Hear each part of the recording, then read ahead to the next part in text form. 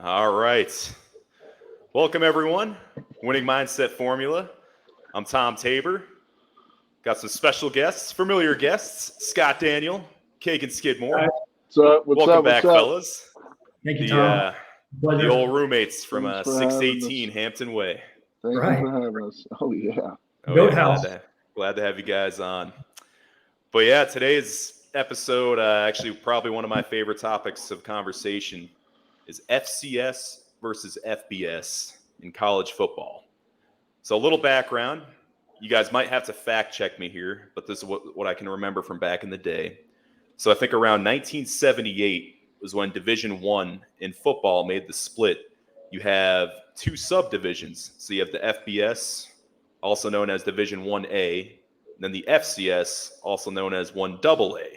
Now, in 1978, the first ever FCS national championship occurred, the first year of the split. And then, as you guys know, from 79 to 82, 4 years in a row, our own EKU Colonels were in the national championship 4 years in a row. Ended up winning 2 national titles. But basically, the biggest difference is really in the number of scholarships and what you can do with those scholarships. So now you guys can correct me if I'm wrong. I don't know if the rules have changed since, we've been around. But FBS, you're allowed 95 scholarships, and all scholarships have to be full. They have to be full scholarships. Whereas FCS, I believe it's only 65 scholarships, and then you can do whatever you want with those scholarships. So you can break those up however you want to. So you could, technically speaking, you could have 90 guys on scholarship, but, some of them are just writing partials. Right. So I know that's true in FCS, obviously, because we played there, but one thing I wasn't familiar with is FBS, there's no partial guys at all? No partial. Everyone's full. Wow. Must be nice. Yeah. Well, I know I was probably a sophomore, junior before I just figured that if you were at EKU, like you were on scholarship and you wasn't, I had no clue there were partials. And it turns out, especially sophomore year of Hoods last year, that's when I found out that there was only 35 guys on the team that were full scholarship. Mm-hmm. Like some people will just get books maybe or something like that. Well, that's it. The way that EKU's I think it was my little sister just applied. 25. They don't take the ACT anymore. They don't care about that. But used to, if you got a 25 on the ACT, and you had a decent GPA, you qualified for a full scholarship at EKU. That's all you needed was a 25 on the ACT. Or I think they took the SAT too. I'm not 100% sure, but.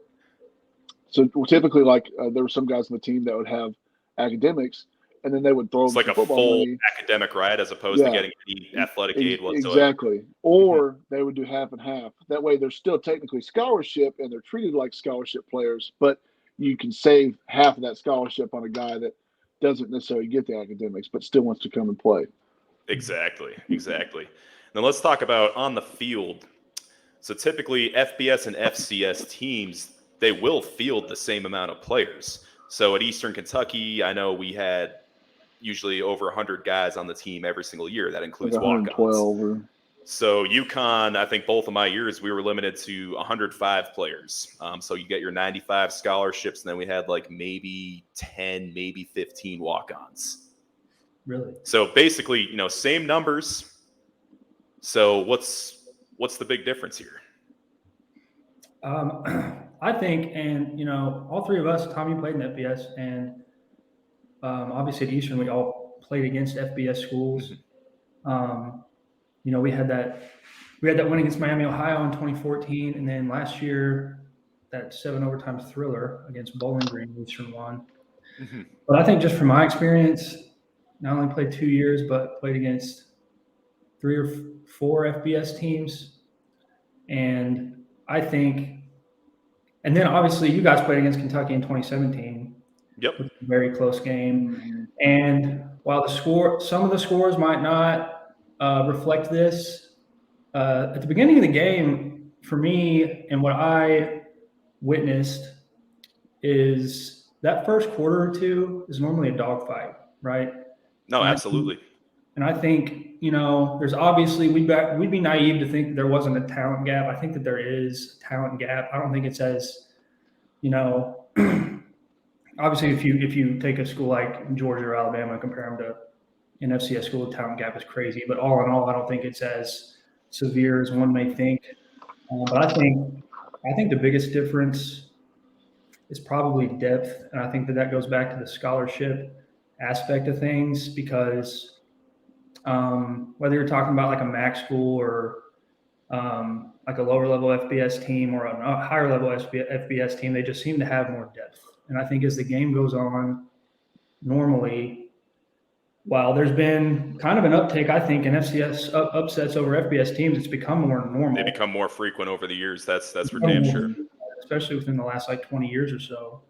But I think that depth that FBS schools have over FCS schools tend to show their colors really as the game goes on, as guys get tired and the fourth quarter hits and things like that. Yeah, no, you hit the nail on the coffin right there. So, I mean, I've noticed, in the past, skid like that one. So I've noticed in the past decade or so.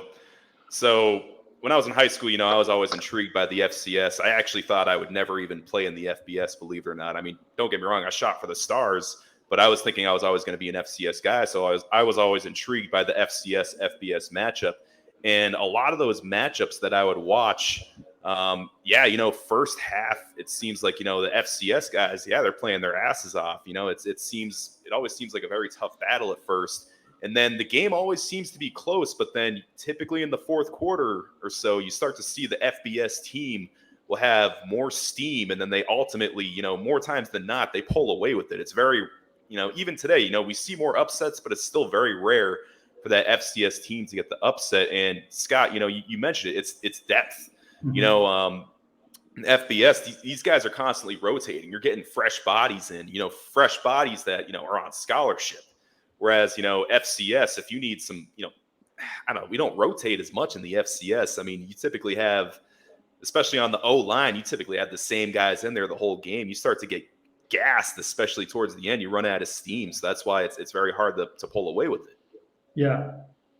And you guys probably have a better idea than this, but on the O-line, I know maybe after I got done playing, did you guys rotate quite a bit? Their first year, maybe Elder's first year? No, Tom did. Tom was just the guards. Just the guards would rotate. Tackles and center would stay. Yeah. But so, go ahead, Scott.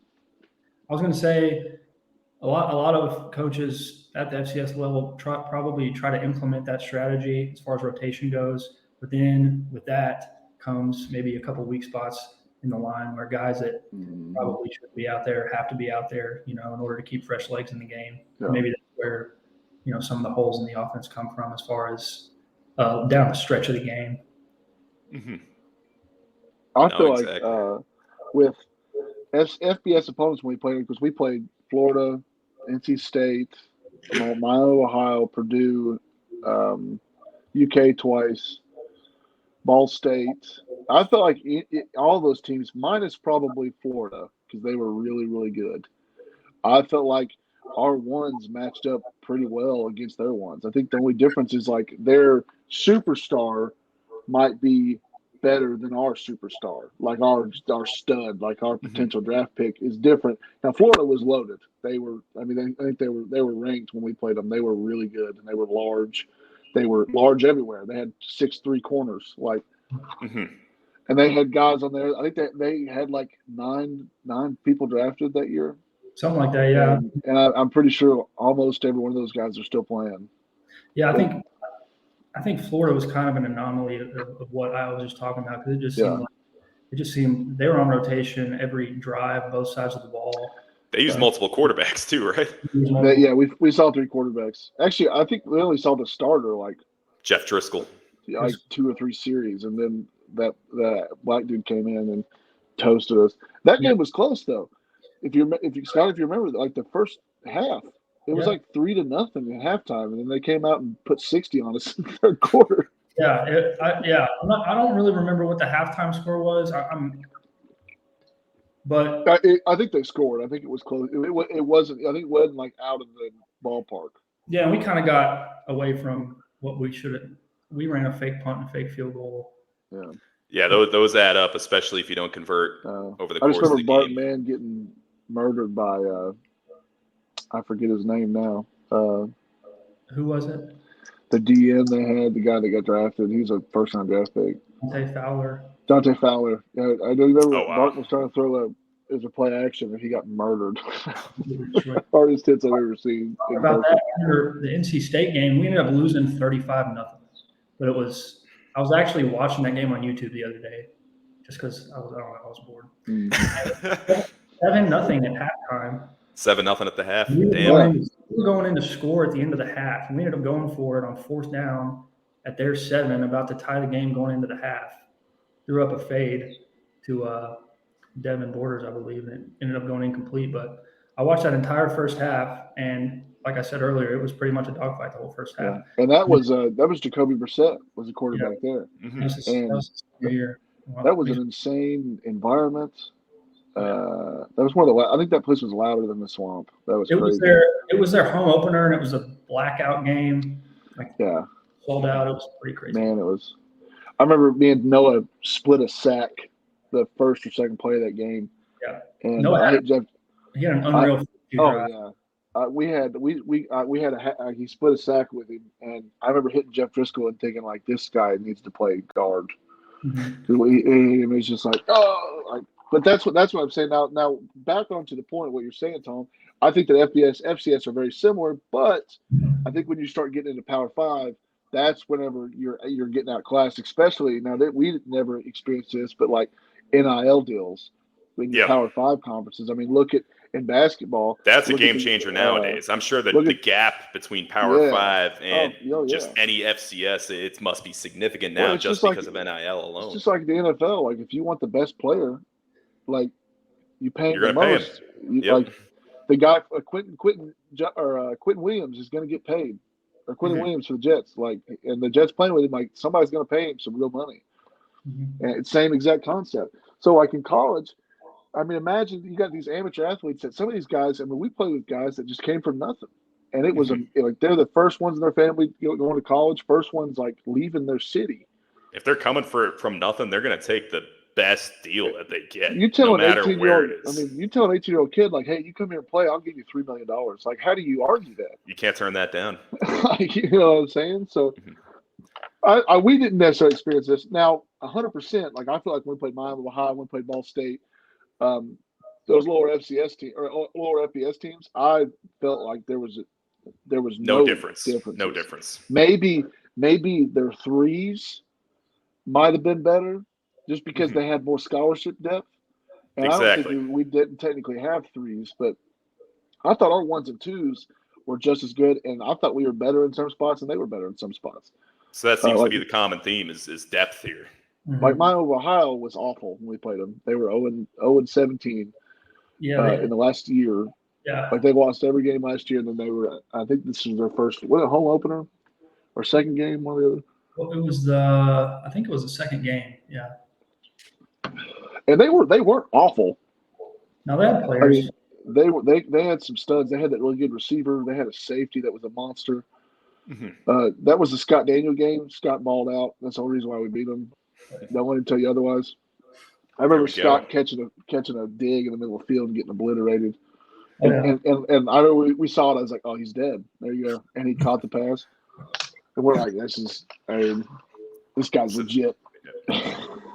So now let's talk about that a little more. So obviously, you guys, as an FCS school, you ended up actually achieving that ultimate goal of upsetting your FBS opponent on schedule, the team that paid you to come to their house and play them because of what was supposed to be, their tune-up game.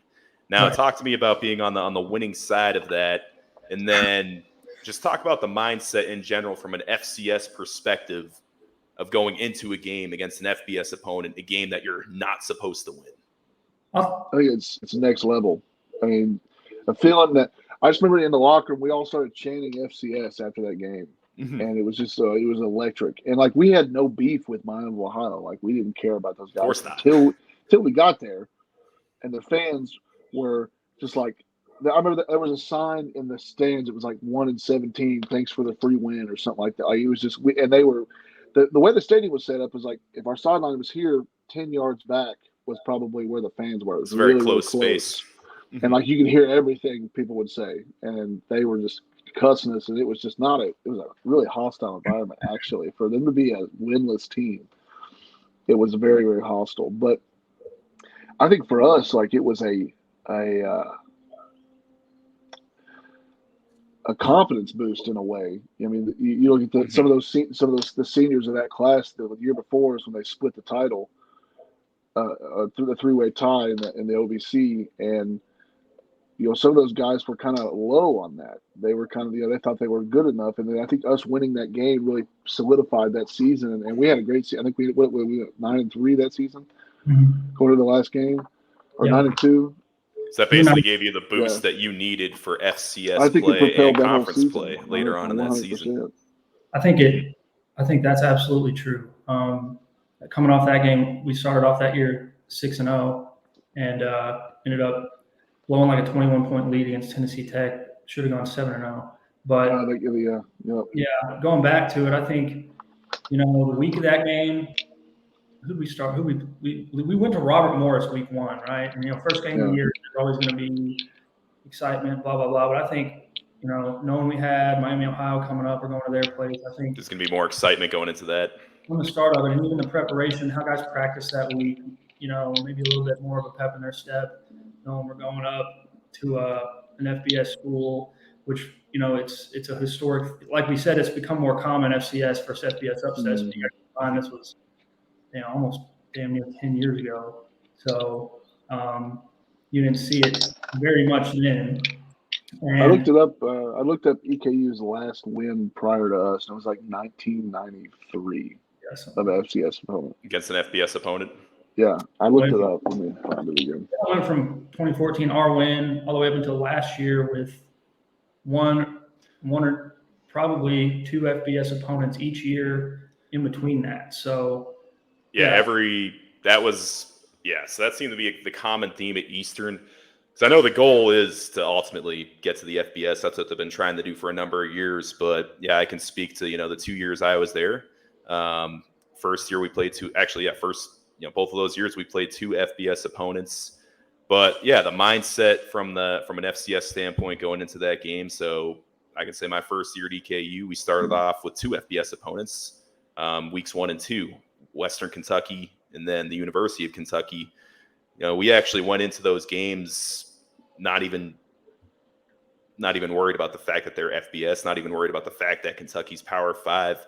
We legitimately thought that we had a chance to win those games. We were actually going in there to win both games. Yeah. I know that there was no doubt we knew that we could play with those guys. It was just a matter of, were we going to be, were we going to play mistake-free football? And then probably the most important thing is to not press, because you notice, and you see this oftentimes, if a team believes that they cannot win, they're going to press. They're going to try doing more than what's asked of them. They're going to try to do someone else's job. Mm-hmm. You can't do that. You have to do your job and trust the guy next to you. And that's what allows those upsets to occur, is everyone just doing their job, not pressing, and playing fundamentally sound for 4 quarters. And if I'm not mistaken, I didn't play in those games, but both of those games were less than 10-point games. Mm-hmm. And you got to think, we had a first-year head coach, brand new coaching staff, tons of new faces on the team. No way you guys really knew how to play with each other yet. And to go into both of those, because Western has had some big wins, especially back in those days. I mean, they beat Kentucky a couple 3 years in a row there. Yep. Those were the Mike White years. Mm-hmm. Yeah, and Kentucky told them to kick rocks, right? And then coming off that loss, you guys go to UK and give them a run for their money too. So. Oh yeah, and those games, the outcome of the game was because of just a few mistakes that were made during the game. I think the UK games were closer than the Western game. Actually, I think Western was better. Yeah, they were Western. They bombed us, man. We couldn't stop a deep ball on them. Like, they didn't run the ball on us at all, hardly. And we just could not stop a deep ball on them. I remember we getting bombed 3 or 4 times, like guys just out of position, not even like getting just flat out burnt, just misalignments. So I think the Western game, especially, you take 10 plays out of the Western game, that's a different game. Right. Oh, absolutely. And same thing with the UK game. I mean, we talked about that. Mm-hmm. Both UK games. I mean, what's the the biggest kicker on the UK games is both of them. We had a fourth quarter lead at one point. Yep. And blew it. Mm-hmm. So then that goes back to your point, Tom. Initially, as you were saying that, in that fourth quarter, what the tide seemed to turn whenever FCS more times than FCS. not. And I wonder if it's what Scott said, if it's because there's just the depth and the fresh legs start taking over, and even especially you play online receivers, they're playing 20 plays, whatever, something like that, and then O-line, we're in there for. It was no big deal for us 80, to have over 90 60 plays sometimes. And it's like I said, it's not me running go balls; it's me ISOing large men. Oh, it's a different type of shape you got to be in. It is. No. Exactly. Me and Tommy gave you 10 plays of us running full speed down the field. The whole game. All right. All right, guys. So I'll touch on the real quick the FBS perspective going into an FCS matchup. So, contrary to what people might believe, as an FBS team, we do not take FCS schools lightly. We prepare for it like it's going to be like a conference game for us. We know the stakes are going to be high. I mean, it's going to be in the back of your head, you don't want to be that program that loses to an FCS school. It's always in the back of your head, but you're not gonna press. You're not gonna take these guys lightly. These guys are going to be fired up to play you. So that you have to play mistake-free football, that you have to have your best game, or else they're going to get away with the upset. So I will say, it's my first 2 years in college. So my first ever game, we were playing Villanova, a very good FCS team, by the way. They were a powerhouse in the CAA for a while. I remember going into halftime, and we're losing to Villanova. And there I am, a freshman. It was my redshirt year, but I just remember just thinking oh my God, are we really about to lose to an FCS school? This is how I'm going to start off my college career, losing to an FCS school. Now Villanova ran out of gas in the fourth quarter, and we were able to pull through. Now my second year, we nearly went into overtime against the University of Maine. They were battling us. They were good though. They were good. That was my song. Was that my freshman year, or that was my? That was your junior year. Junior year. They were good. No, they were good. They actually fell off at this point, but I will say they had Pat Ricard playing DN for him. There you go. You want to talk about a matchup of the century? It was Pat Ricard versus Matt Parrott, 1-on-1, all game. That was a hell of a matchup. Tackle that game, Tom. What's that? You better be happy you weren't playing tackle that game. Oh yeah. No, I got to take a nice seat for that one, but but yeah. So I mean, Maine wore us down. It was a physical game, and they took us down to the wire. And ultimately, I feel like we were a little shocked with the outcome of that game. I think we expected to beat Maine by at least a couple scores, and honestly, that game might have had a larger impact on the rest of our season. We ended up kind of fizzling out. We thought we were coming off of a lot of momentum from a bowl game the previous season, but coming off of that game, we finished 3-9 and lose our entire coaching staff. So those games can really make or break your season. Oh yeah, and I want to say something too about college football is college football, and there are players at every level of college football. Just speaking from my perspective, I had a first cousin that played at UK. I played in the FCS, and both my twin brother and my little brother both played NAIA football. So I was exposed to multiple levels of football and saw enough of their games, especially my brother's games, to say that there are players that play at the NAIA level that could have played for us, for EKU at the time. That's, the depth gap gets even wider, the lower you go in level. But there are really good players at every single level of college football. And there are guys that we played against who played for UK in 2015. Some guys that lined up at corner against me, or some guys I saw on special teams. And I was like, how the hell is this guy playing? How's this guy playing for Kentucky? You know what I'm saying? So Exactly. there are really good players at every level of college football, and a lot of times it's on an individual basis. I remember 2014 we had Devin Borders and Jeff Glover playing receiver. Both those guys are 6'5" plus, great speed, great hands, and I remember a lot of the time thinking, how did these two guys end up here at EKU? And they weren't transfers; they came right out of high school. So that I know Devin's story a little better. Devin holds probably every receiver record in EKU history, Even to this day. Yeah. Oh yeah, it's good. It won't be touched. I just think it was one of those things where he wasn't really marketed very well or recruited very well out of high school. He went to I think he went to a small high school in Florida, but needless to say, the guy was 6'6", 6'7". Got up and. So that's FBS size. What they call FBS size. Like, you think Devin Borders couldn't have gone and played in the SEC? Give me a break. Or Jeff Glover. He almost broke the FCS record for blocked field goals. That's impressive. Like he was like one off. No kidding. I think he might have tied it, one or the other. Like Jeff Glover was cooking those. He was good. He was good. So that whole team, man. I mean, you got Deshaun Mobley as a running back. Tight end. Your tight end room averaged over 6'4". Mm-hmm. Matt Legal was 6'10". Played in the NFL, caught a touchdown from Tom Brady. I'm saying, like, that team, and then our O-line, our smallest guy was Scurry. Mm-hmm. And Scurry was 6'3", 6'4", and he was still big then. He was still probably 270, 280. Oh yeah. I mean, I don't really understand. I was never a college football coach, so I don't really understand how the recruiting patterns go. But it even to this day, it doesn't even make sense. It doesn't. Like, some of the people that are overlooked, it's just like, how did anyone miss on this guy? How is this guy how is he stuck in the FCS? How did he only have an opportunity to play at the FCS? Let's talk about some FCS players that are some of the better players in the NFL.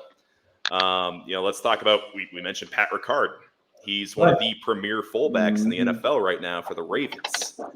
You talk about some greats. How about Steve McNair? He went to Alcorn State. We touched on this last time I was on here, Tom. Jerry Rice. Yep. It's all those HBCUs, man, that their people are overlooking, and there's some real football there. Like, those guys can play. Going to keep naming some, man. Vincent Brown. Joe Flacco went to Delaware. Carson Wentz. 2017 Carson Wentz. I'm going to say 2017 Carson Wentz. Trey Lance, who I think will prove himself ultimately. We hope. We know he will. But yeah, there's been Kyle some. Juszczyk. Harvard. He went to Harvard. Harvard grad, man. Sherman. No, he went to Stanford. No, he went to Stanford. Not the same. Not quite. But no, some really good players. Who's a receiver? His name's Keelan Cole. He went to Kentucky Wesleyan. They're D2. Yep. Like a 10-year NFL career. Yep. Exactly, man. Tim Boyle. Michael Strahan. Texas Southern. Strahan went to Texas Southern. Yep. Kurt Warner, Northern Iowa. Yep. The list goes on. So that the talent is there. And then Larry Allen, arguably the greatest offensive tackle to play the game, went to a D2. Mm-hmm. Terrell Owens, Chattanooga. Yep. So the talent is there. Right. Without a doubt. I mean, you got Trey Lance. You got Christian Watkins. I mean, this is those, and then Carson Wentz, all three from the same FCS school. And then Easton Stick, who also played with them. Easton Stick is still on our NFL roster too. Yeah, literally the list goes up. Darius Leonard, like Shaq Leonard, all those guys. You can go on for forever about that. Didn't Jared Allen go to play in FCS? I have to look that one up. I know he always mentions he always gets called out for this on the funny intros. He always mentions Culinary Academy. I'm assuming that's like a high school or something that he went to. He went to Idaho State. Idaho State. Jared Allen. Probably gonna be a home. What's their mascot? They're not the Vandals. That's Idaho. They're the Tigers, I think. Tigers. Well, that's right. We also forgot one. I mean, T.O. and Randy Moss. Oh, Was Scott Randy Moss mentioned. Yeah, Scott mentioned both of those actually. Oh well, shit. Well, Randy, I didn't realize. Randy went to Marshall. It was still FCS. They were FCS in the '90s when he was there. Yep. He was a shithead though. I think he signed with who did he sign with out of high school? Florida State, right? He was with Florida State, but I think drugs. Yeah. Cooper Kupp. Forgot about Cooper Kupp. Eastern Washington. Played at Eastern Washington. Oh, Kendrick Bourne played at Eastern Washington as well. It's all over the place, and it's becoming more and more common. I believe you see guys get drafted every year from FCS schools. So I think it's becoming more popular. Absolutely, man. I was looking at a list earlier of the notable FCS wins, and right at the merge at 1978, that was pretty common. Like, I think there was a drought in like 2014-ish, kind of when we were there. I think it was 2016. There was only 2 FCS upsets that whole year. But like at the merge at 1978, the list is huge. There's like over 50 teams. EKU beat 3 teams one year that were FBS. Yep. Like, and that was the interesting thing too. Championship year, but so back then, obviously, it was the first few years of the division.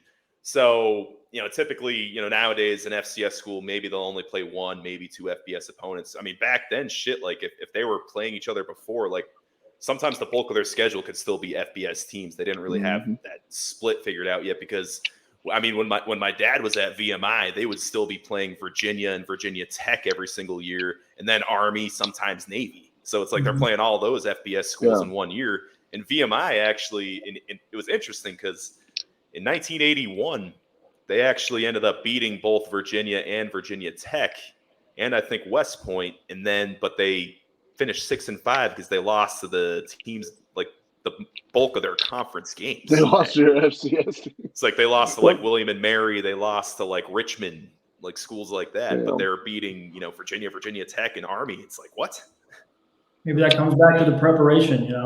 Preparation for those games is just different. It really is, compared to like your normal schedule. Those guys in the FBS don't really. Now, if you're group of 5, you get those type of games. But when you see Power 5 teams get upset all the time. I think Montana beat Washington last year, if I'm not mistaken. They were ranked. Washington was ranked. And 2016, whenever Washington State lost to somebody out west, but they remember that if you remember 2016, they were on the fringe of being in the college playoffs. And they lost to. That's going to kill me. I have to look that up. Who they lost to, but and we always see North Dakota State just beating FBS teams every year.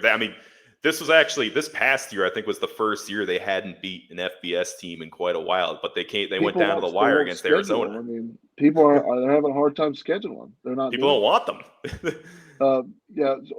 Montana is who beat Washington, and then 2016 was North Dakota State and Iowa. Iowa's ranked 13. Iowa's ranked.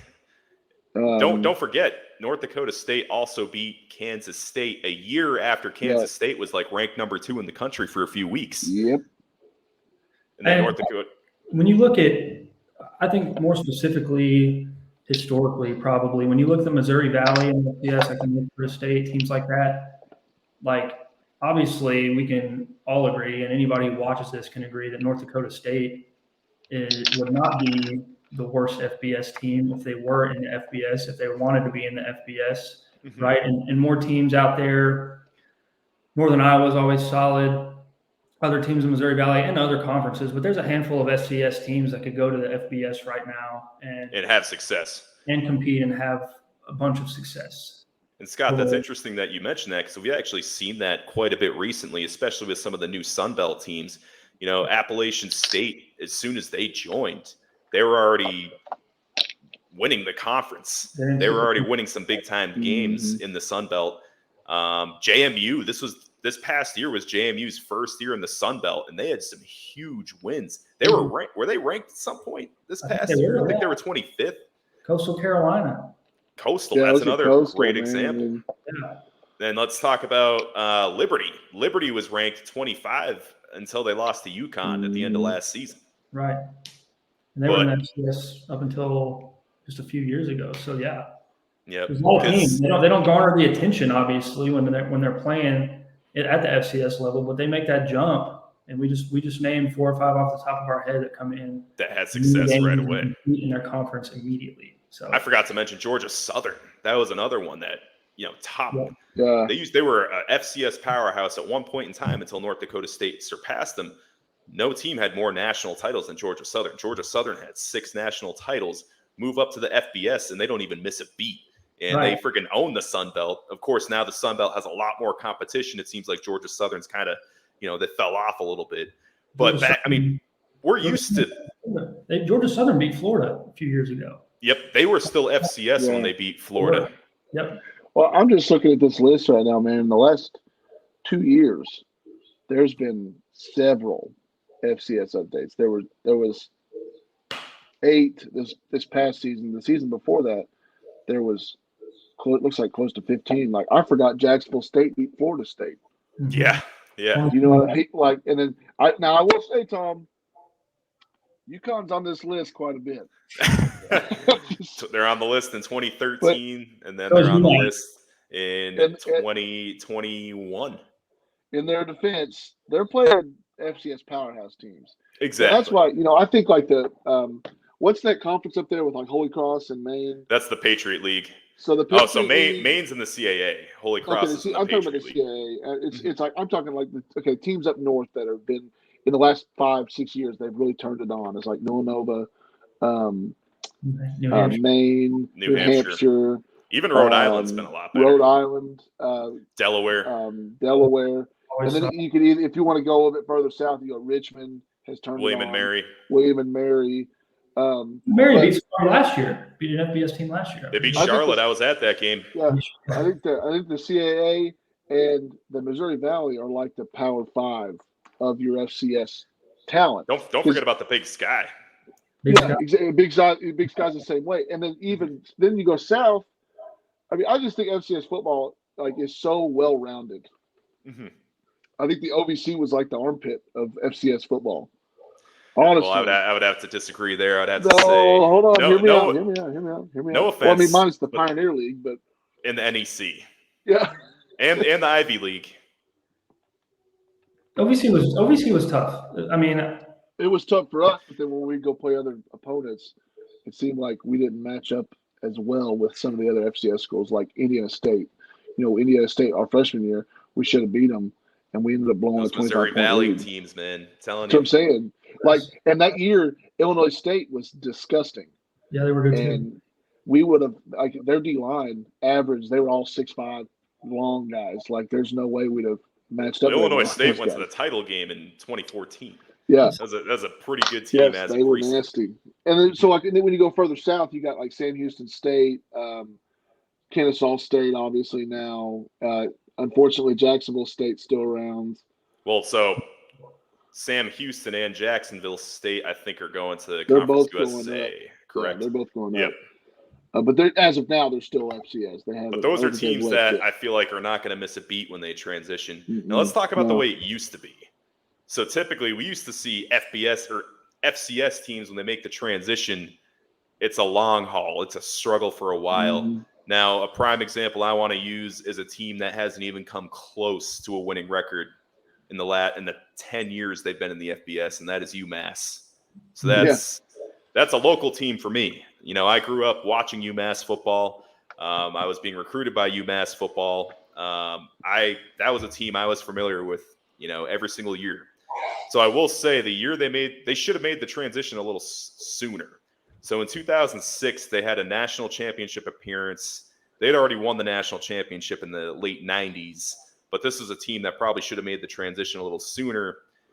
2011 was their last year in the FCS, and they struggled a bit. They only finished 6-5, missed the playoffs, not even close to being one of the top teams in the CAA anymore. At that point, the power went to JMU. It went to, Maine, New Hampshire. UMass, it just didn't seem like they were ready. JMU when we were talking about that list. Yeah. Yep. Why do you think they got the nod, Tom, to make the jump?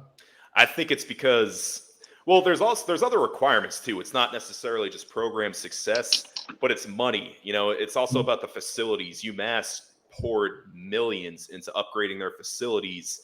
You have to be able to see. I think the FBS rule is you have to at least have 25,000 seats. Is that correct? Like you have to be able to fit 25,000 people in your stadium, and then your facilities have to be state of the art. So that's the reason why EKU had never moved up, because let's face it, our facilities there were dog shit compared to some of these schools that are moving up. The Sun Belt came the end of my freshman year, and they were not impressed with the facilities. No, they came and they looked and they're like, it was awful everywhere around. Not just football, baseball field was terrible. The softball field was terrible. Like the high schools had nicer facilities. Yep, I think they were there for about 10 years. Yeah, I mean. It's the same thing like whenever Coach Hood got fired and the Southern Miss coach came. He came, stepped on campus for 10 minutes and left after he looked at the facilities. Like, they're garbage. Yeah. It's like, how are you going to attract, recruits there? It's like they look at your facility. Look how far it's came, though. Mm-hmm. I mean, like, our weight room was horrible, Tom.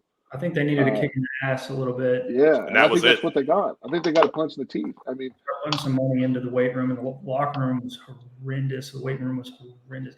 And looking back, it surprises me that we were as competitive and as good as we were. I mean, Eastern didn't have a losing season for how many years? Mm-hmm. Yeah, cockroaches guys, across our feet. Oh God, guys, look at a team like Charlotte.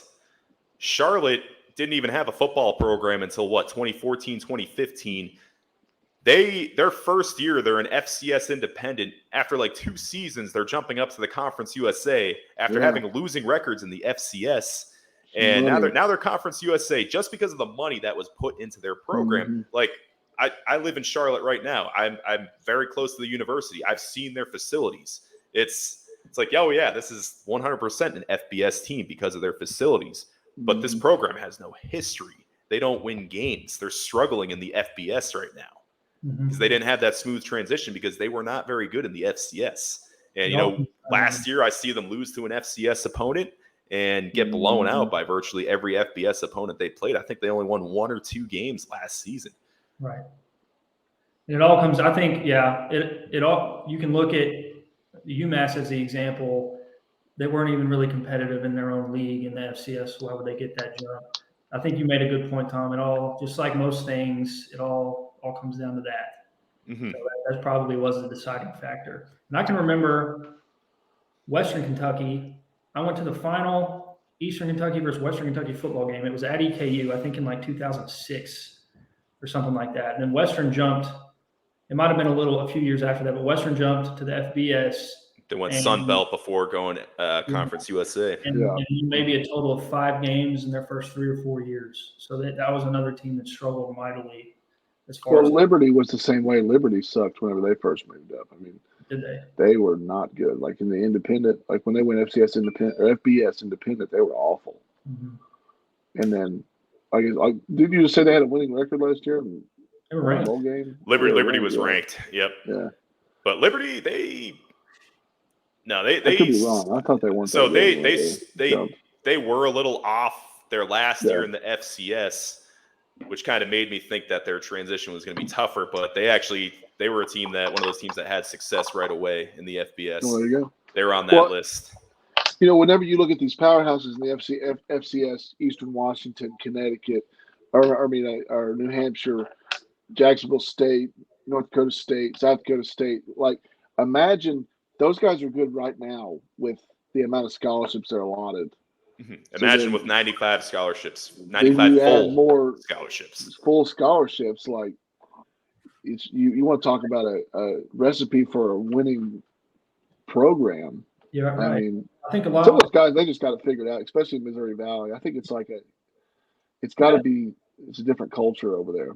You got to think about this too. With those teams, North Dakota State, South Dakota State, some of the other teams you just mentioned, I think a lot of that has to do with the geographic location as well. And not a lot of guys, at least back in the day, it might have changed now. I know that when me and Skid were coming out of Eastern, we were the only 2 guys from Kentucky that got scholarships to go to Eastern. I remember there might have been 5 to 10 guys in the entire state that went to FBS schools on full-ride scholarships. It is completely flipped on its head now, and there's an outrageous number. But Kentucky was not recruited like that. No. And going back to what I was saying, North Dakota, South Dakota, teams in that, states in that Tornado Valley there's not. They got those farm boys. They got the farm That's boys. what it is. It's no joke, man.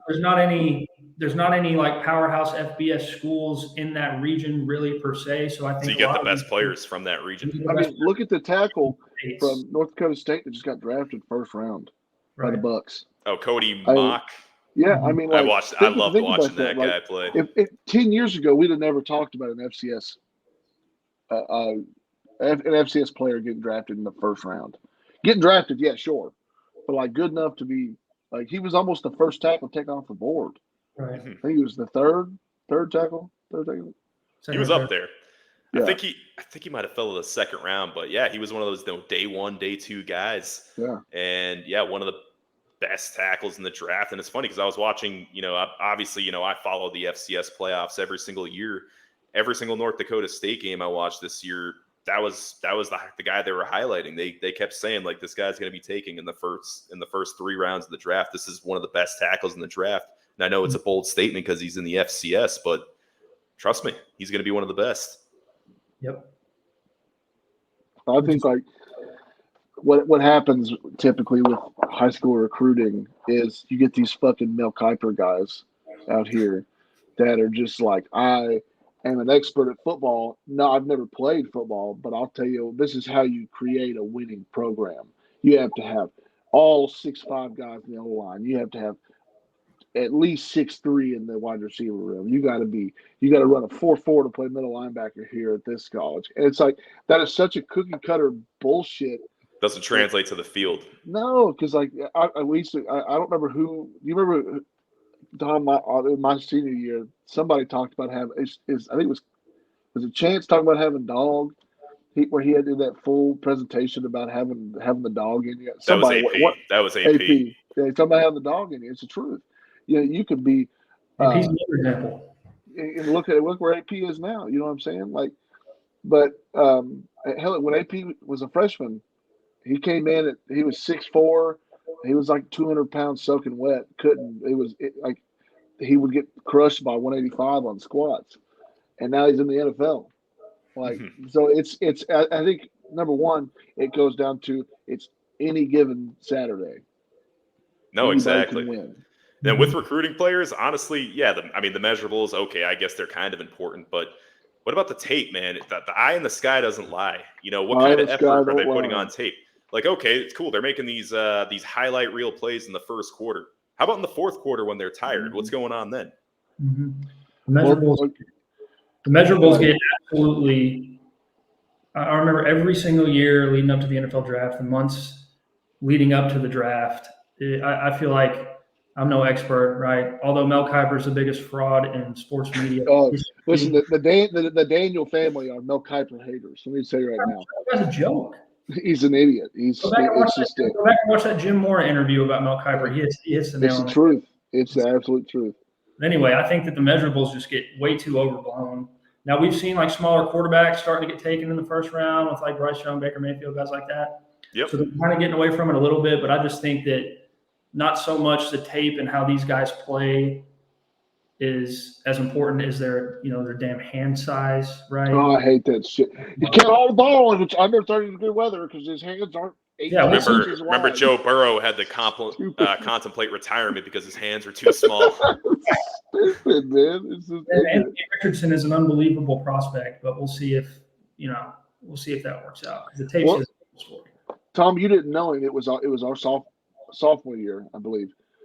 We had a middle linebacker. His name was Chris Kelly. And Chris, on paper, you would ask, like, how did he end up here playing college football? Because I think Chris was probably 5'8", 5'9", maybe 200 pounds, maybe. And he ended up starting middle linebacker for us and led our team in tackles. He was all conference. He was a former walk. He was all conference. He was a walk-on. Ended up earning a scholarship. So all it takes is just whoever's going to ring that bell that day is who's going to win and who's going to be successful in that. So that's why I think like when you're seeing more and more upticks in FCS upsets or FBS upsets is because I think the culture change, and that's with basketball and football. I think the culture change of like the only way that I'm going to get and play and be successful in the next level is I have to go play at a Division I school. Whenever I think kids are starting to understand, like, hey, this team right here, they're good, and they're going to give me money to go play. Like, let me go get my degree and put my work in, and they're going to find me here. And you're going to be probably more respected. And you're going to be in a better position to succeed. You're seeing a shift in everything. Like, look at the basketball, your blue blood programs. I mean, like UK, Duke, North Carolina, they're getting outclassed by Texas Tech and Syracuse, Villanova, like some of these other teams that haven't typically have been, all right in basketball, but not compared to these blue blood teams. Exactly. And I think it's just NIL is a big thing, number one. Even at the small colleges, like EKU, like there's NIL deals there right now, especially like for some of your higher profile guys like a Parker McKinney and Braden Sloan, some of these bigger name guys there that I think I play with guys that I know could have played. Like, how did you end up at Eastern? Had a lot of those. Especially on the like TT. I don't know how TT ended at Eastern. TT has a frame of an NFL O lineman. Adekoye, Brett Eichmann, Deshaun Mobley obviously played at UK, and he was really, really good. The list. Brandon Stanley on defense. Stanley Absonon. Remember him? Yeah, Stanley Absonon. Yes. Oh my gosh, he was a blanket. Unreal. Shut down. Kobe Grace. Kobe was short, played strong safety for us. Kobe was probably 5'8", 5'9". He would murder on a good day. He was trying to put a straw into your throat to where that's how you talked and eat for the rest of your life. You'd split your helmet in half. Big time. And then Trey Moore. The list goes on of the guys we play with that all three of us play with that we know like could have played and things. And then Tom, you could attest to this. I'm sure that you played with guys. You're like, how in the fuck did you end up here? Oh yeah, absolutely, absolutely. Your dad even guys at UConn. There were guys at UConn that definitely should have been Power 5. It's like how did we get so? How are we so blessed to have him on our team? But anyways, guys, we are hitting that 52-minute marker. So I wanna ask this. And I'm anticipating we all have the same answer here. But what is the greatest FCS versus FBS upset of all time? I'm going to start with you, Skid. App State, Michigan. Scott. I don't think there's any other answer, especially with the historical value it brings to the table. It's just whenever you think of that kind of upset, that's going to be the game that pops into everybody's mind first. So I got to go with that one as well. App State, Michigan. It's universal. It's universal. That was my answer as well. But what people forget to realize is I know App State beat, number 5 ranked Michigan, who was almost in the national championship the year prior. The only reason they weren't in it was because they lost to Ohio State at the end of the season. Right. But don't forget, App State had literally just beat UMass in the national championship the past season. Right. So it was a great FCS program. Don't be fooled. And nobody recognized that, right? Yeah, people didn't realize who they were. No one knew who App State was. I think the only time people ever actually heard about Appalachian. I'm going to say Appalachian State. So the first time anyone ever heard of Appalachian State was probably in the movie The Longest Yard, the remake with Adam Sandler, and he's like, "Oh, what you guys need is a tune-up game." We would play, Appalachian State or some slack Division II school, kick the living shit out of them. Right. That's what people. That's probably the perfect quote to use for FCS versus FBS is using that quote from The Longest Yard. Like, oh, it's a tune-up game. Tune-up game. I gotta go pee real quick. Give me just a second. But yeah, App State versus Michigan. All right, Scott, tell me about the most impactful FCS, FBS upset in your life. Now, you probably already answered this earlier in this episode. You mean personally or just one that I've witnessed? personally, or your favorite one you've ever witnessed, or it could be anything. I think that I watched every play of that App State Michigan game. Mm-hmm. So that one is obviously up there for that, but I don't want to be too basic. I did watch that Georgia Southern Florida game. Oh, That was an awesome one. Because I don't think Georgia Southern threw the ball but maybe 4 times the entire game. Triple option team. Triple option the hell out of them the entire game. I remember watching every snap of that game too. Other than that, yeah. I would like to. Those are the two that jump out personally to me. And EKU over Miami, Ohio, 2014. Exactly. Now, I would like to bring up 2 of them for me. So one of them didn't really have a big impact on me. I just thought it was pretty awesome. Now, the outcome wasn't great, but we all remember this one. I want to take you guys back to 2018, Citadel versus Alabama. 10-10 at halftime, with Citadel absolutely dominating time of possession, which makes sense. They're a triple option team. Yep. That's one that stands out to me. Now, obviously, I think the final was like 52-10, but they were the only team, and this was the last week of the season. Yeah. They were the only team that season to even be tied or leading Bama at any point in a game, which is insane. That says something about, Oh, yeah. That says something about the Citadel. Don't sleep on the Citadel. It's so calm. Well, the Citadel, they went the next year, and that's when they beat Georgia Tech in overtime. If you all remember that in 2019. So, Skid, if you take a look at your list that you were looking at, you'll see over the years Citadel pops up on there many times. You know, they've beaten Army, they've beaten Navy multiple times. Which that's the what conference is that? Is that the? They're in the Southern Conference. Southern Citadel. Conference. There's good football played there too, man. That's what people don't understand about like. I'm coaching now, so like some of these kids want to snarl their nose at FCS D1, and I don't think people understand like what the quality of football it's played in FCS. They really don't. They have no idea. I think that like upper echelon of FCS versus low tier FBS spots, there's no like they would get slaughtered by some of these teams, like especially like North Dakota State, South Dakota State. You put them against like Kent State, Ball State, Bowling Green, like they're beating them by 60. Like their threes are playing. They're walk-on guys, and I can't imagine what the walk-ons look like at North Dakota State. Like they just pulled him out of a field. It's just the nature of the beast. Because we played in some games at Eastern with some really good players and really good teams, and there might have been some games maybe a couple hundred people at the game. You know, it's just kind of sad. But it just comes with the territory, you know. It's never gonna be, you know, gain the attention that those Power 5 teams get. And I don't think, you know, anybody's wrong for not being a diehard FCS fans. Donna, definitely. Oh yeah, that's a good point.